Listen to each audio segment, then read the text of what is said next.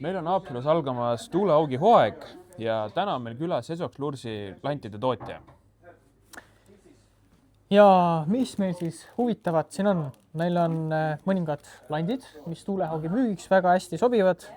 Tuulehaugile on hea kasutada sükest hästi läikivat ja hõbedast lanti. Siin on Luutsiuse sarjast üks lant, mis on siis haugipüügil väga hea, samamoodi toimib tuulekale väga hästi. Ja on Truta, mis on geniaalne tuulehaugilant ja millega saab ka meriforelli püüda. Rakendused ise näevad välja sellised ja kuidas need siis toimivad, on väga lihtne. Meil on siin 2 liini, on eraldi konksuliin ja landiliin.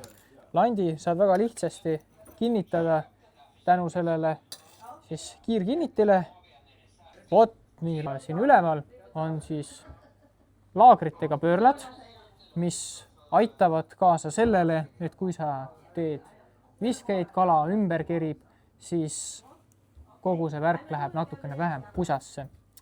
Ja on ka lihtsamaid rakendusi, mida saab niisama siia landile lihtsalt otsa panna, aga selle rakenduse puhul on sul võimalik kasutada ka veel igasugu erinevaid muid lante. Siin on kinnitus, mille saad siit lahti võtta.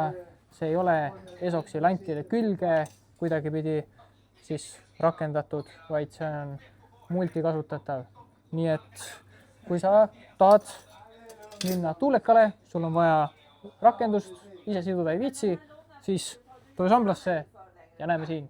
Ja samuti üks asi veel, meil on olemas ka sellised kuusamalandid, mida saab samamoodi antud rakendusega kasutada ja mis on tänapäeval väga populaarsed meil siin tuulehaugi püügil samuti.